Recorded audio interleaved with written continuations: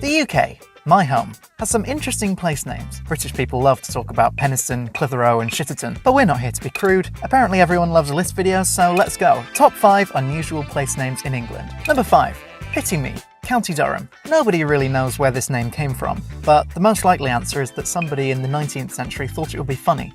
Remember this? People had a sense of humour. However, a folk etymology of the name is much better. The coffin of St Cuthbert was dropped there on the way to Durham, and the saint instructed the monks who were carrying it to take pity on him and be more careful. Seems like a fair request, seeing as nearly 200 years after he died, they dug him up and carried him around for 7 years. Number 4.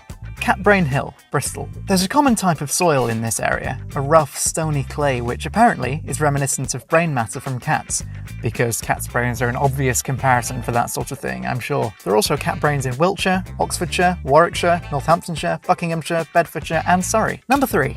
No Place, County Durham.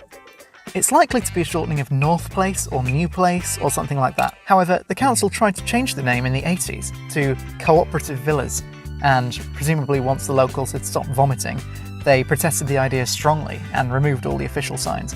However, the road signs nearby still have both place names on them. Number 2. Once Brewed or Twice Brewed, Northumberland. The Twice Brewed was a pub in this village, and as a joke, the youth hostel was called Once Brewed. Though the century is now closed, somehow both names have become attached to the village. It's called both of them. So, if you enter by the east, you'll get a sign for Once Brewed, and if you enter from the west, you'll see a sign for Twice Brewed. And number 1. Butthole Road, South Yorkshire. Okay, I know I said we wouldn't do any rude ones, but come on, this one's amazing. It's so blunt. Also, it's quite interesting. The local government have no explanation for how it got its name, but the residents believe it was named after a communal water butt. It went relatively under the radar until pictures of the sign circulated on the internet and made it famous. Of course. Tourists would travel far and wide to take a picture with the sign, often pulling their trousers down to do so. Local taxi services wouldn't serve residents because they thought they were prank calling, and the street sign kept getting stolen because, well, you can see why. So in 2009, they changed the name to Archer's Way in honour of Coimbra Castle, half a mile away. I say we don't let them get away with it. Where's the sense of humour of the Pittyme settlers who chose to give their village a stupid name just for fun? At the time, the name change became international news, and a Facebook petition was set up to change it back. Obviously it was unsuccessful, but I say we can't let them forget their past. Maybe they won't change it back, but that shouldn't stop us. I urge you, if you're passing through, visit the sign, take a picture, trousers on or off.